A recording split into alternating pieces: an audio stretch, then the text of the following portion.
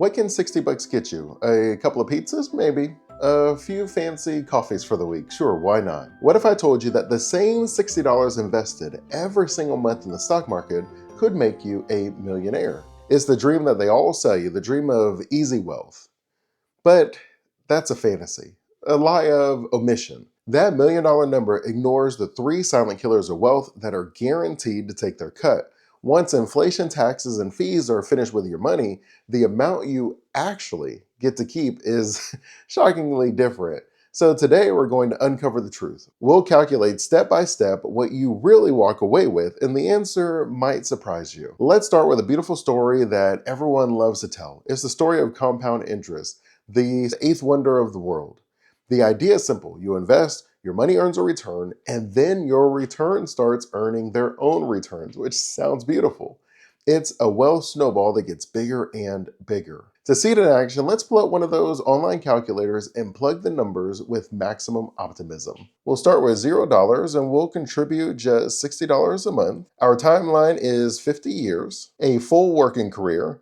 For the annual return, we'll use 10%. That's the number that you hear all the time for the S&P 500's historical average, and it includes reinvested dividends. And then as far as the interest rate variance range, we're not even going to worry about that. We're just talking about the fluctuation that the stocks will have. But for this one, we're just going to keep it nice and simple. And then we punch it all in, $60 a month, 50 years, 10% return.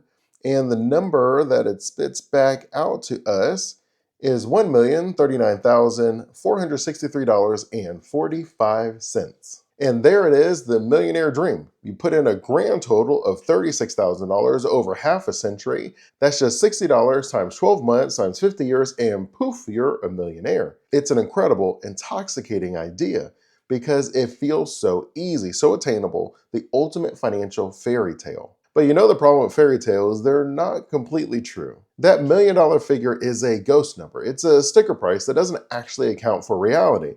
So let's bust this myth and introduce the three villains of your investment story. Our first villain is tiny, but over 50 years, it's actually a little bit sneaky as far as the impact that it has. And we're talking about investment fees. To invest in the S&P 500, you'll probably use a fund. It'll probably be a mutual fund or an ETF, and the companies that manage these funds charge a small annual fee called an expense ratio. Now, the great news is that for a simple S&P 500 index funds, these fees are really cheap.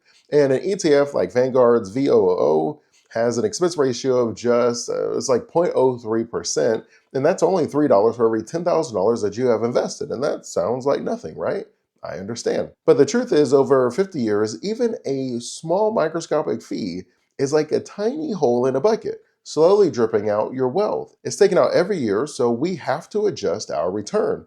Our optimistic 10% return minus a 0.03% fee becomes 9.97%. So let's go back to our calculator. Everything stays the same, $60 a month for 50 years. The only thing that we're going to change is the interest rate. We're going to change it to 9.97 to account for our investment fees. And you'll see that changed our number from about $1,039,000 to $1,027,000. Just a tiny, almost invisible fee has already cost you about $12,000 from your $1 million dream. It's the first cut, and it shows you how every little percentage point matters. But the next villain takes a much bigger bite of the apple. Our second villain is much more direct. He doesn't sneak around, he doesn't send you the bills. His name is Uncle Sam, and he's here for the taxes. When you eventually sell your investments, the government wants a share of the profits. Depending on where the money is, if it's in your 401k, Uncle Sam is literally going to tax you as ordinary income. And that ends up being the highest taxes that we'll probably end up paying. Now, if it's not in your 401k and it's in an investment fund, so you've already paid taxes on it once, then Uncle Sam is going to tax it as capital gains, a much more favorable tax rate, but it is still a tax rate that we do need to account for. Now, it is worth mentioning that the money is in what we call a brokerage account, so it's already been taxed once, then you're just taxed on the gains. It's probably also worth mentioning that if the money is in your 401k or another pre-tax account, then that means that Uncle Sam is going to tax us on the amount that we take out, which means that Uncle Sam is not only going to tax us on the gains, but he's also going to tax us on our contribution, the amount that we put in. because that was deferred today. So we're going to pay ordinary income tax on the entire amount in the future as we take it out. But for today's example, let's use the smaller number. We'll focus on the capital gains tax. Since you held the investments for more than a year and a day, it qualifies for the lower long-term capital gains rate. For most people in 2025, that rate is 15%, and you're only taxed on the gains, as we mentioned, which is the profits, not the total amount. The money that you put in, the fancy term for that is your cost basis. It just means that you've already paid taxes on a certain amount, so Uncle Sam doesn't want to tax you twice on that portion. So that amount is carved out. So let's do the math. Our fee-adjusted portfolio is sitting at a nominal value of $1,040,000.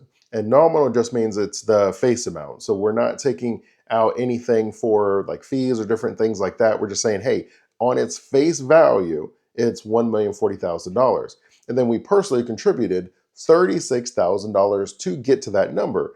And that means our taxable profit is about $1,004,000. So we took our face nominal amount and then we subtracted the amount that we actually put in, which Uncle Sam isn't going to tax twice. And then Uncle Sam wants 15% of that profit. And then we take out our calculator, we put in $1,004,000, we times that by 0.15 for the 15%, and then we end up with $151,000. That's closer to like $150,600. So the $1,040,000 minus the $150,600 in taxes leaves us with our new post-tax reality of $889,400.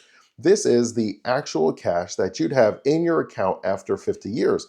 Another huge haircut. But we can't spend it just yet because we have to account for our final, most powerful villain, the final boss, as you will. Our last villain is the sneakiest because it's relentless, it's consistent, it's powerful, it works in secret, doesn't need any of the credit, almost like a kingpin. And that last villain, you probably guessed it right, is inflation. And you think of it as the steady creeping rise of the cost of everything, which means your money slowly loses its power. The dollar that you have in 50 years, it won't buy you a dollar's worth of stuff.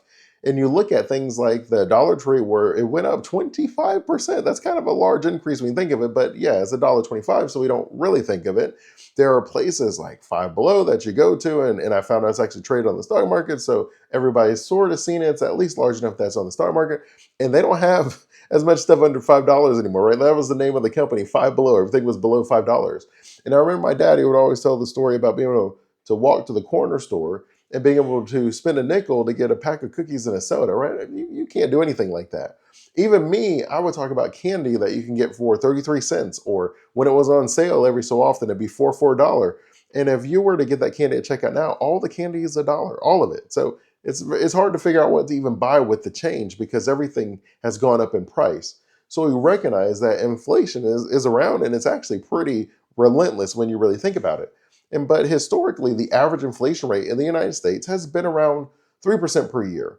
And this is like a silent tax that erodes your wealth every single year. So how does this affect our actual number? Well, after the fees and taxes, we were left with about $889,000. And that sounds like a lot because it is, but we do have to adjust it for 50 years of 3% inflation to understand its real value in today's dollars. And when we do that, our $889,000 of future money has the purchasing power of about $200,000 today. And that's quite a journey when you really think about it. From a dream of over $1 million, we fought off fees, paid our taxes, and then inflation took its massive cut, leaving us with a final true number of about $203,000. It's not the dream you're sold, that's for sure, but here's why you should absolutely not be discouraged. I know you're probably thinking this feels like a total bait and switch, but I need you to look at this from a different angle. Getting $203,000 isn't a failure. It's an absolutely incredible, life-altering win. Seriously, think about it. You took just $60 a month, the cost of a few pizzas, and you turned $36,000 of your money into $203,000 of real spendable, inflation-adjusted cash. You multiplied your money's purchasing power by more than 5.5 times. You didn't have to pick a single winning stock, and you definitely didn't have to time the market. You just had to be consistent. And if you'd taken that same $60 a month and stuffed it under a mattress, you'd have $36,000. But after 50 years of inflation, the purchasing power of that cash would be less than $8,000. by investing, you created hundreds of thousands of dollars of real wealth, right? So that is something that we should celebrate and something that we should be encouraged by. And this is how it's actually done. Not by chasing a fancy number, but by systematically beating the forces trying to shrink our savings. And the best part, we can do even better. Now that we know who the villains are, we can totally fight back. We don't have to take this laying down. Knowing about these 3 wealth killers gives you power. It lets you be strategic. And here's the battle plan. First, we want to fight the fees. This is the easiest win. When you invest, be obsessed with lower fees. Choose a low-cost S&P 500 index fund or an ETF from a major company. I mentioned VOO, but IVV and SPY are very similar. These expense ratios typically are at the bottom where they're around 0.03%. And you want to avoid those actively managed funds that promise to beat the market while charging that 1% or more. That fee difference will cost you tens or even hundreds of thousands of dollars over time. And that's why I'm very mindful of the fees and the transaction costs and different things when I'm putting the investments together for my clients.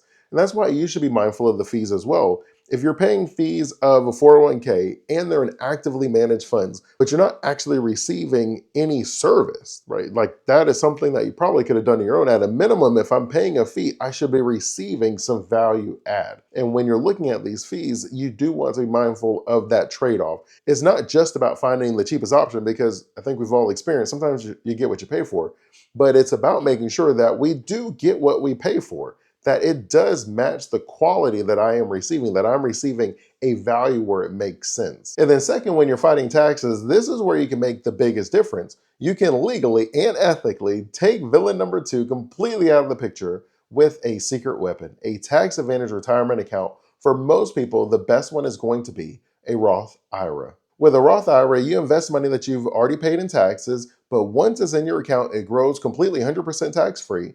And when you pull it out in retirement, it's still 100% tax-free. And I do have another video, and I'll put a link to it, where I go in much detail about a variety of tax-free strategies to ensure that you have the lowest amount of taxes in retirement that you possibly can. And if we go back to the example that we just did, if you remember when you took out the fees, I think we had about $1,028,000 in our portfolio. And in a regular account, we had to hand over $150,000 to the government. But in a Roth IRA, you get to keep it, all of it. After we adjust that full amount for inflation, you walk away with about $237,000. By making one small choice about the type of account that we use, you gave yourself about $35,000 bonus in your retirement. Finally, how to fight inflation. You're already doing it. Investing in the stock market is the single most effective, time-tested way for an average person to beat the wealth-destroying power of inflation. Now, you all know that I'm also big on using other asset classes that outperform inflation. And so for many people, that's going to be in your own personal business, because you can raise the price of your item with inflation. And sometimes you can raise it even higher than inflation, or real estate, because you get to control the rent that is charged. And it's not uncommon for rent to go up when inflation goes up as well. And what we really need to remember is that cash is a guaranteed loss over time. Investing in assets that outpace or move with inflation at a minimum, that is how you actually grow your purchasing power. So will investing $60 a month in the S&P 500 make you a millionaire in 50 years? Well, the honest answer is no. Not in real spendable money, and not after everyone takes their cut. The simple millionaire calculation is, at best, a lie of omission. But that same $60 a month invested consistently in a low-cost fund inside of a tax-free account like a Roth IRA can realistically turn $36,000 of your own money into $237,000 of real tax-free wealth. That's not a fantasy. That's a concrete, achievable plan. Building wealth isn't about chasing lottery ticket numbers. It's about understanding the real rules of the game and using the right strategies to win. It's knowing that consistency, patience, and keeping your costs low are the true secrets. If you're ready to stop falling for the hype and start building real wealth with honest strategies, you're in the right place. Hit the like and subscribe button, and let me know in the comments what other financial myths you want me to bust next. As always, I'm Dre Griggs, founder of Obsidian Wisdom, where we help you have more wisdom and less worry. Until next time, stay safe and enjoy life.